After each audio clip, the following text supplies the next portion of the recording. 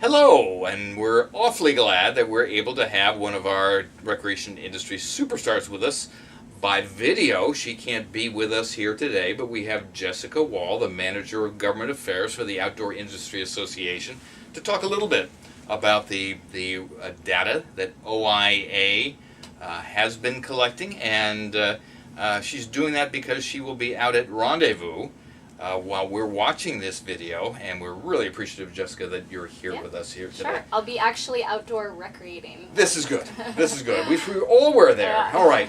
Well, Jess, let me just begin by complimenting OIA. You are the source of the frequently cited $642 billion per year that the recreation industry, the outdoor recreation economy, is representing in this country, and we really compliment what you're doing. You have also reached out to a large number of recreation organizations to work with the initial survey and also with the new survey, and that's really exciting because you're about ready to go out with a survey that will update the figure and give us new data, and I'm sure we'll probably have some other differences. Maybe what we could do is just start with a couple questions. First of all, why don't you just describe OIA and a little bit about your economic data collection efforts? Sure. So Outdoor Industry Association is the leading national trade association for about 1,500 manufacturers, suppliers, and retailers across the country that in part make up this $646 billion industry that you talked about. And our second iteration of the Recreation Economy Report came out in 2012, and this was a really exciting development. For the first time, we counted down to the state level. So what is our impact at the state level?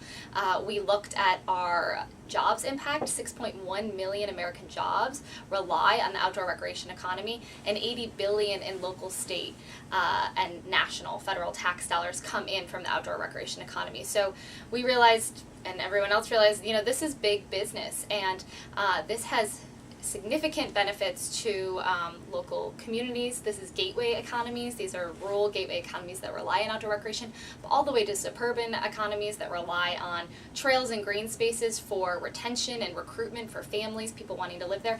And then our metropolitan areas, like what this Highline did to New York City and revitalizing that area of the city. So local, rural, and metropolitan areas are all impacted by the outdoor recreation economy. Great. Well, I have to tell you that we use the data that you've generated in our request to all 50 governors to designate June as Great Outdoors Month. Yep. And so all 50 of the governors cite the economic importance of the outdoor recreation economy in their proclamation. So, just one, but that's really the question.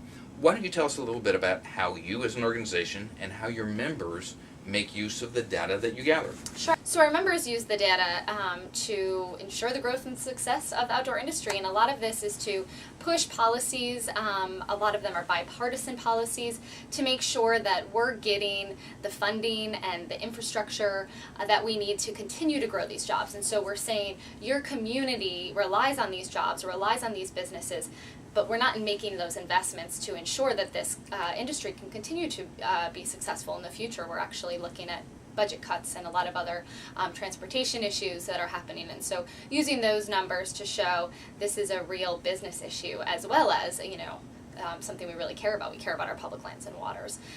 Beyond our members, members of Congress from both sides of the aisle have cited our members in hearings and briefings and testimony. The national campaigns, actually the presidential campaigns, are using our numbers, and the president's even used our numbers to signify the importance of trails and green spaces and national parks, I think not just to our national identity, because that's there, but to our national economy. Well, that makes a lot of sense. I mean, each of us, whether it's in our own checkbook or as a family, we gather and we decide, do we invest it in buying a house or do we buy a car, or how do we spend our money? And your data helps the federal and state governments make decisions about investing tax dollars. Do they invest it in health or education or recreation? And frankly, we believe there can be a legitimate request for funding the infrastructure that we need. So that's great. Tell us a little bit about the proposed ORSA, the Outdoor Recreation Satellite Account.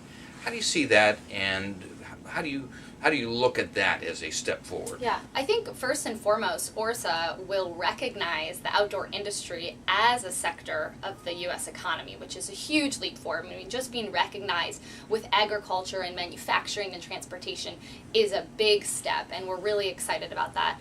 It will also quantify our impacts on the national gross domestic product for the first time.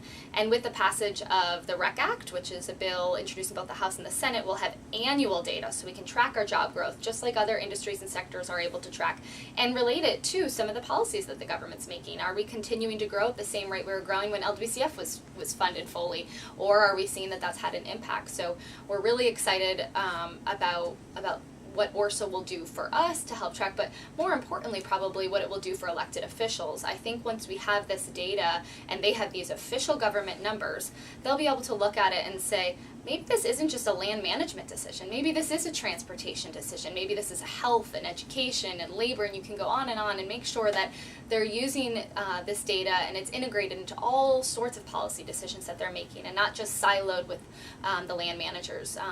And I think the more they use the numbers, the more the numbers come out on an annual basis. We'll see the real ties to the livelihood of businesses and people in gateway communities, and the way that some businesses in Salt Lake City can retain and attract skilled workforce because they have great trails and ski resorts and access to those things. So we're really excited about the ORSA count, really thankful for everyone who's been working on that effort. That's great, and we have people in the room who will be able to talk to us about the ORSA account and what data can be used that's already been collected, and maybe even talk about how in the future we might collect data with slightly different kinds of questions to supplement and increase the quality of the data that ORSA will represent. Why don't we talk now, as a concluding question, about what you and your colleagues at OIA see as important gaps, Sure. as needs that right now we should be focusing on, because part of what we're trying to do is to say, how do we identify some goals, and then how do we move towards making sure that in 10 years we have the data we need to make good decisions. Right. Well, I think as a policy wonk, there's always going to be gaps in data because there's always more information that would be helpful. The ORSA count is a great start, but it only counts national numbers in California in the first iteration. So we really need the passage of the REC Act to drill down to the state level, and I do think once elected officials see the value of the data, they'll find the resources, and we will help that through appropriations to drill down to the state level, maybe even further. It doesn't track right now our report, and I'm not sure ORSA, international tourism and the people that are coming into this country to go to our parks and public lands. What is that economic impact? And we found that with our last study, we were leaving out a couple forms of recreation that are really important. So horseback riding, the races are big, Tough Mudder and mountain biking races and ultra running races. So those are just two examples of, I think, about 10 or 11 new forms of recreation that we've added to the study that will come out in 2017. And we've realized that state data is great, but if you live in eastern Colorado, that's a little bit different than the economy in western Colorado. And so when you give state data to a senator, they might say, well, this is okay, or a congressman, but this isn't my district, this is his district. And so we're going to actually drill down to the congressional level, and we think that's important new data points that we need, but always want more. And I think once the government is officially counting our data, our organization, your organization, and others can focus on the subsidiary, the secondary benefits of outdoor recreation, whether that's health, introducing youth and participation, infrastructure. So we're excited to get to a point where it's not just about those high-level national numbers, but we can drill down and see what's actually important and going on in local communities. That's great. Very helpful. I will just say that, as Jess has mentioned, there will always be opportunities to discuss nuances.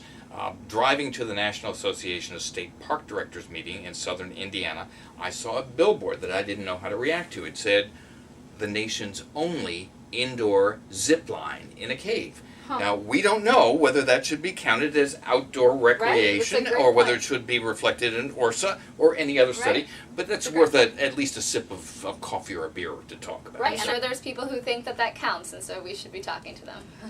Well, thank you, Jess, and we look forward to have you be part of the ongoing discussions on this topic. Thank you. Great, thanks.